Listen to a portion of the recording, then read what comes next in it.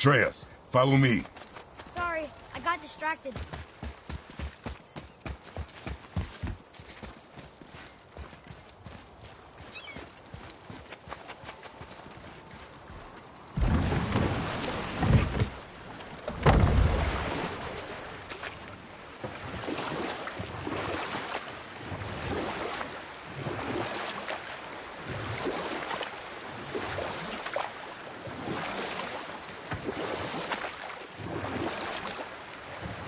Lemire, why don't you tell us the story of the giant that stole Thor's hammer?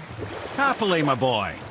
It involves your friend Freya, too, though I don't expect it's one she'd enjoy being reminded of. The giant was called Thrym, and he proved cunning enough to make off with Mjolnir while the Thunder Lummox slept. Sadly for Thrym, he didn't always think with his brain. Though he had robbed the greatest giant killer of his greatest weapon, he offered to trade it back to the Aesir in exchange for Freya as his bride. Now, at this point, Freya was married to Odin, and Odin, frankly, would have traded her for a sufficiently strong need, but he saw an opportunity. Thrym's palace was in Jotunheim, and only giants know the way. By agreeing to the marriage, they'd have to escort Freya back to their realm. So, Odin coerced Freya into using her Seithar magics to conceal Thor, so he could sneak along with her and infiltrate Jotunheim. When the hammer was produced as the wedding dowry, Thor revealed himself. He took back Mjolnir and wasted no time in smashing Thrym's skull, followed by every other giant present for the festivities. The only thing that put a stop to it was Freya, who wanted no part of this massacre. She cast a powerful spell that hurtled them both out of Jotunheim with no means of return. Odin was livid, hoping that Thor's foothold in Jotunheim would become his own. And oh, would he ever revenge himself upon Freya. What is the point of this story? Or I can just tell you the story later.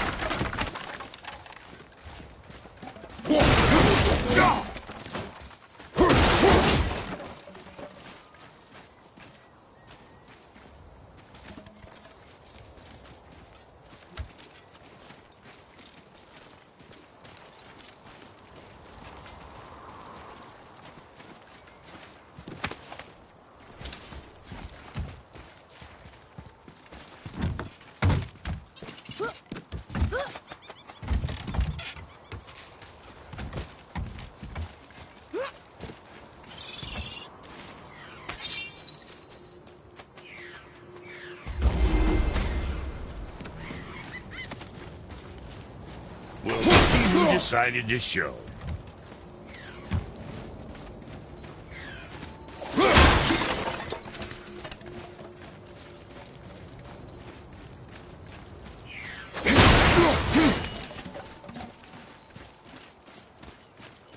We're not getting in there without a key.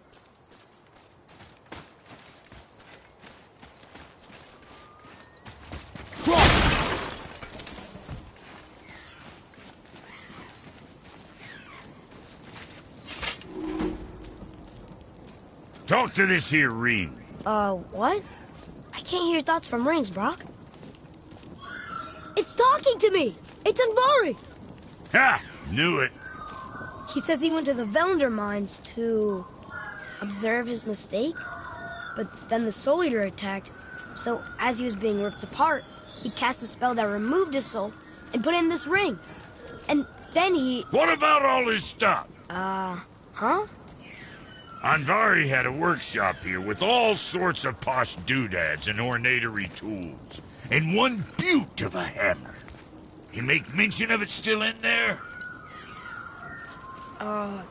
You're upsetting him. Your point? You fellas take Andvari with you and go have a look-see.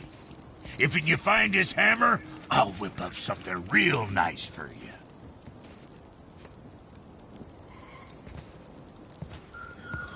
Hey now, don't go forgetting your entry stone.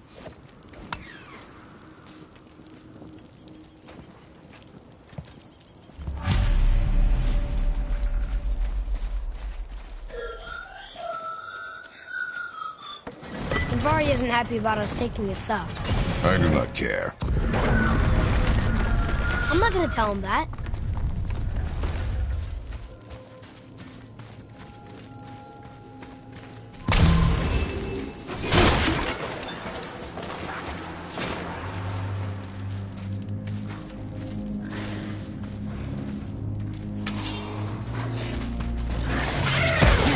Ready yourself!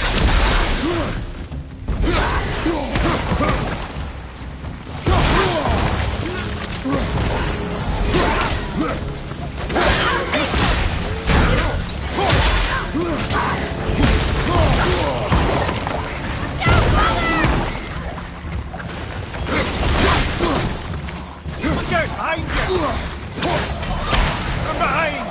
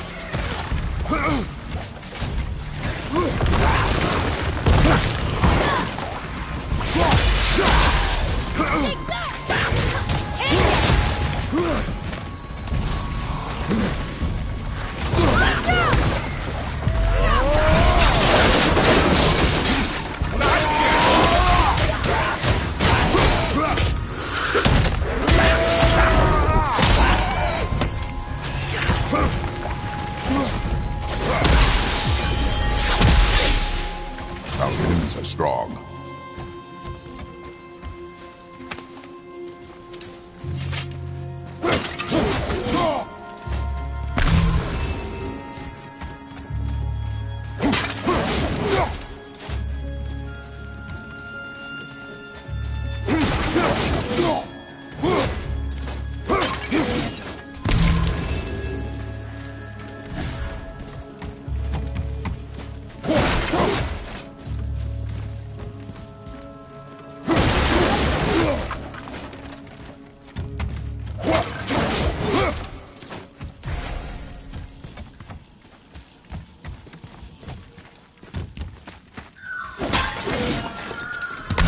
Anvari says this dwarf was part of his crew. That he died because of his mistakes. He sounds sad. The ring's grief is of little importance, boy.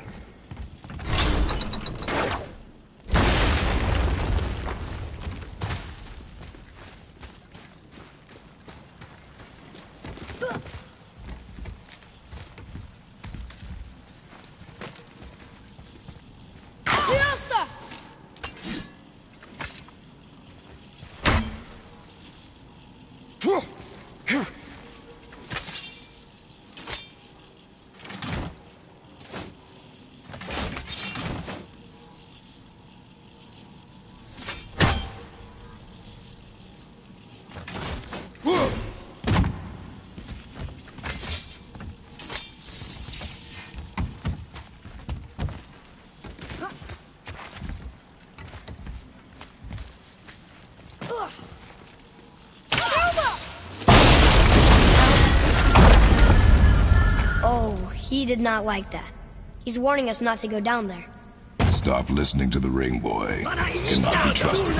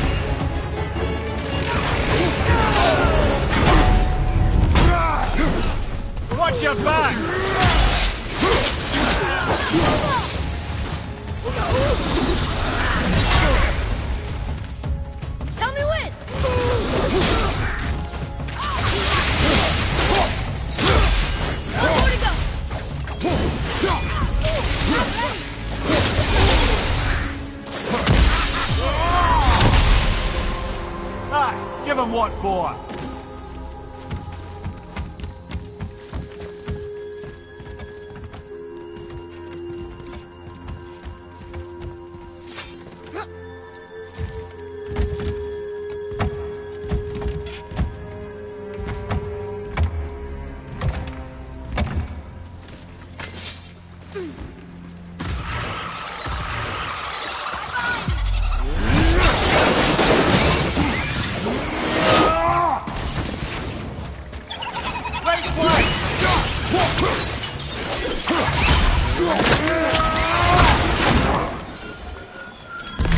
Silence that ring boy. I don't know how.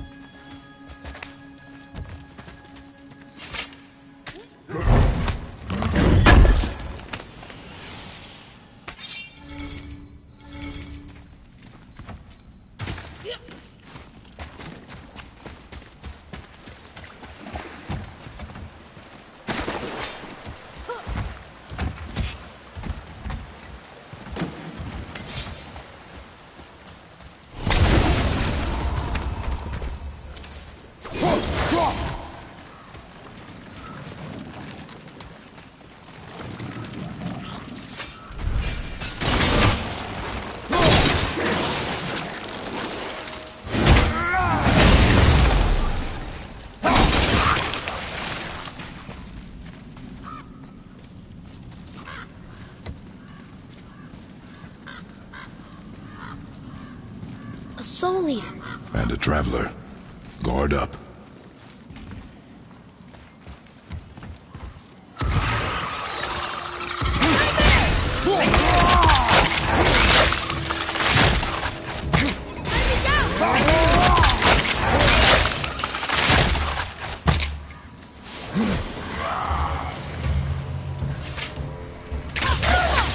Almost ready.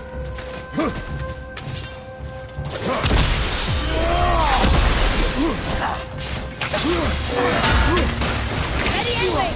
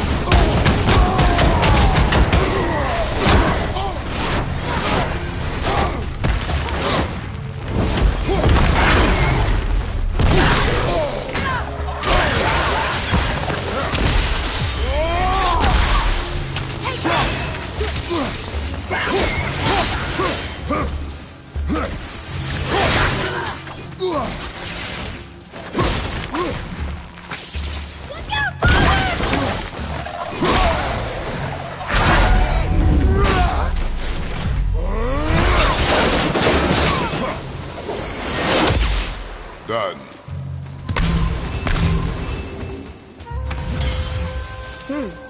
A dead soul eater. What's a soul eater even doing? What do you mean it's your fault? Boy, ignore him. It's sort of tough for me to ignore.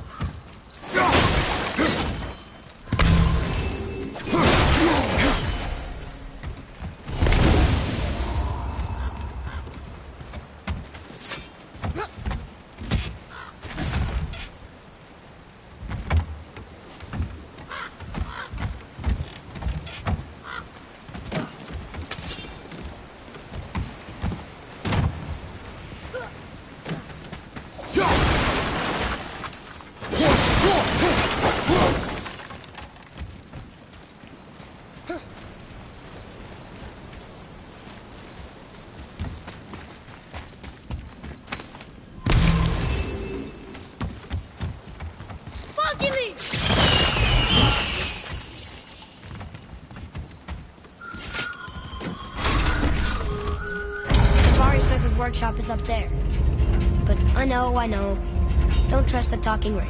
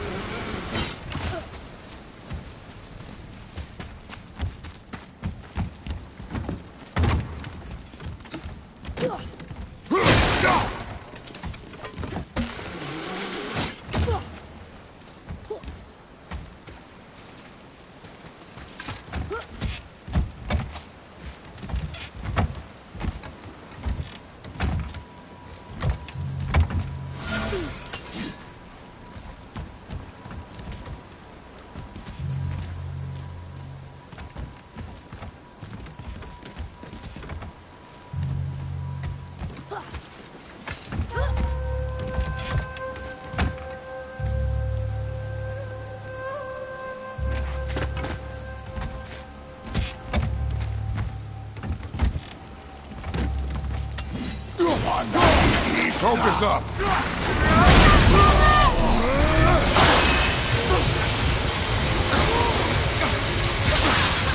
Sorry, not ready!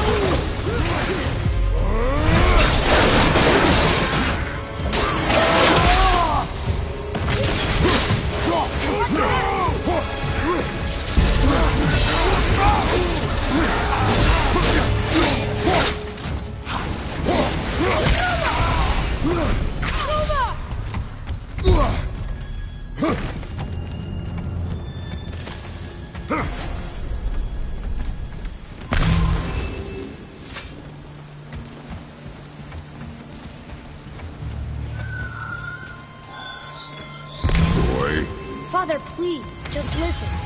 Invari's crew did something bad here. He's glad you destroyed his lab, and he's sorry he kept trying to trick us. His hammer is just through this gate.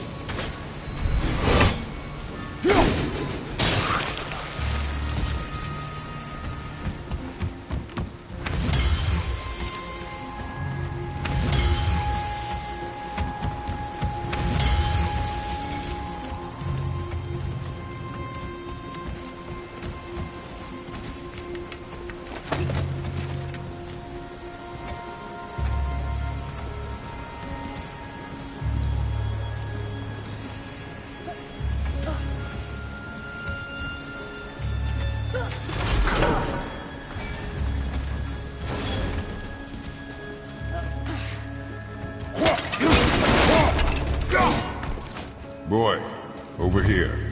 Yes, sir.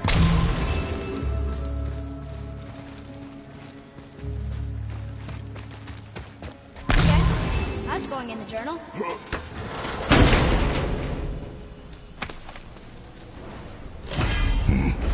This is a fine hammer. Invari says thank you.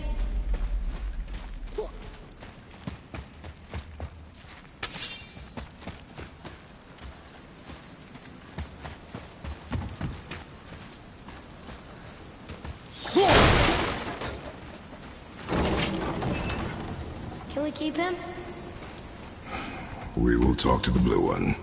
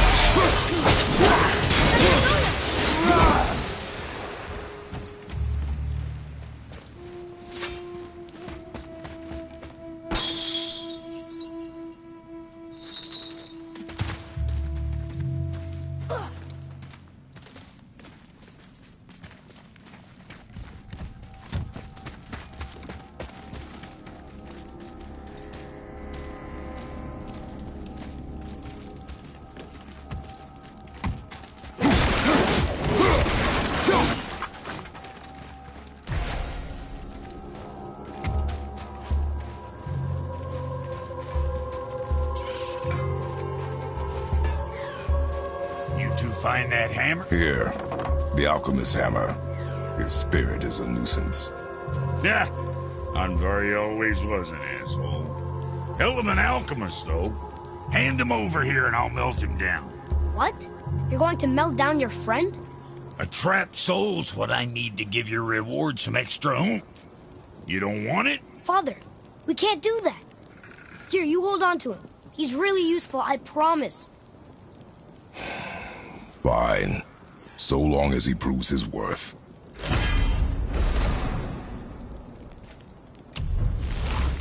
Kid's a bit of a softie, huh?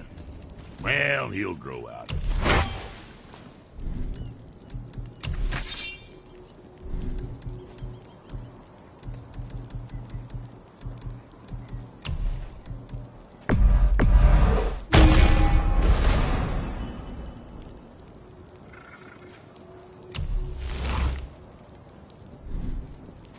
Now, what else do I want to tell you?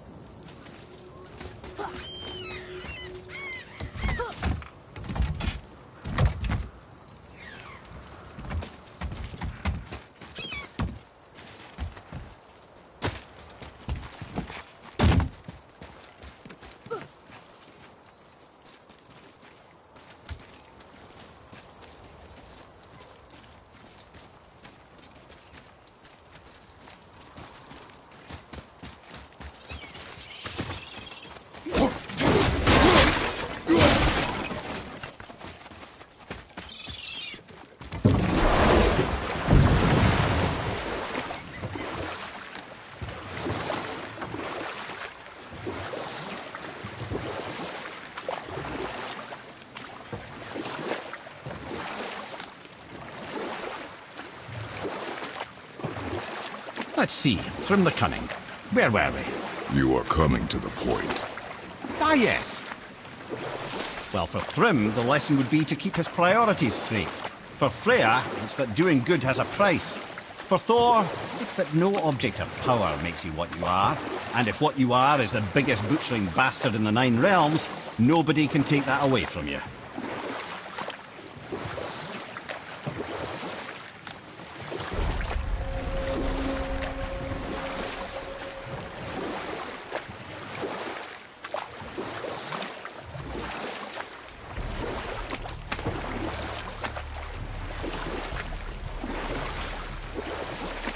Still can't believe he ate it.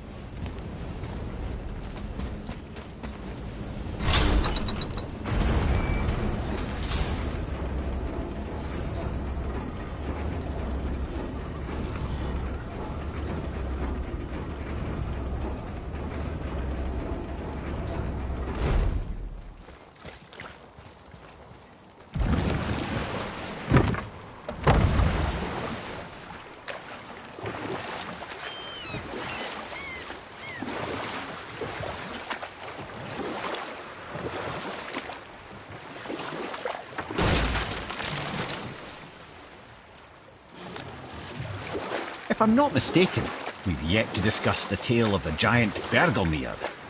Oh yeah, I remember his shrine. It looked happier than the other ones. Mostly. It begins in an ocean of blood. And we'll pick this up later.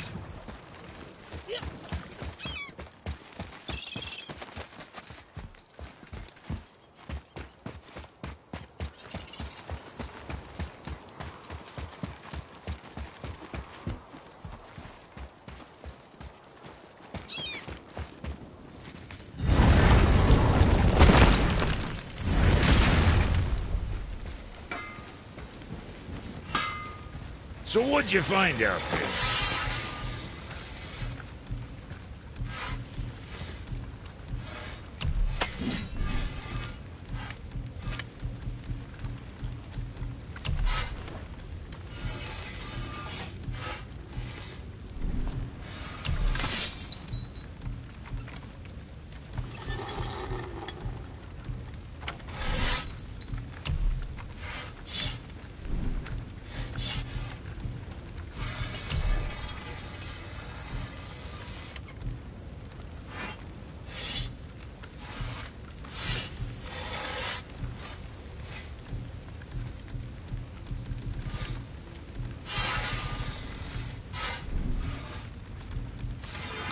Yeah, boy?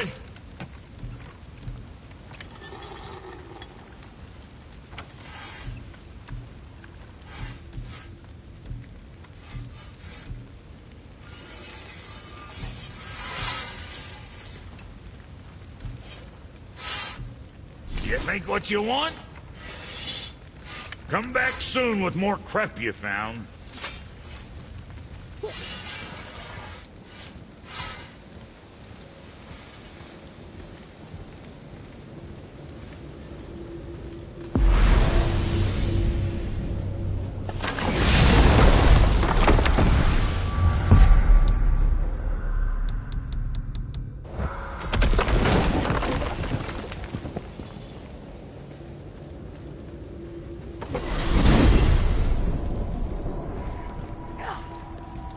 Mimir, what did you call Mother? Laufey the Just?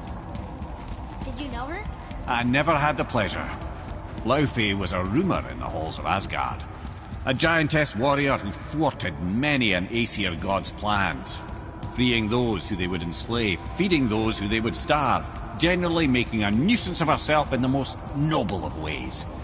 Thor was terribly frustrated he could never find her to fight. Once my imprisonment began, I could only wonder what became of her, and who she would turn out to be. Yours is quite a singular lineage, lad.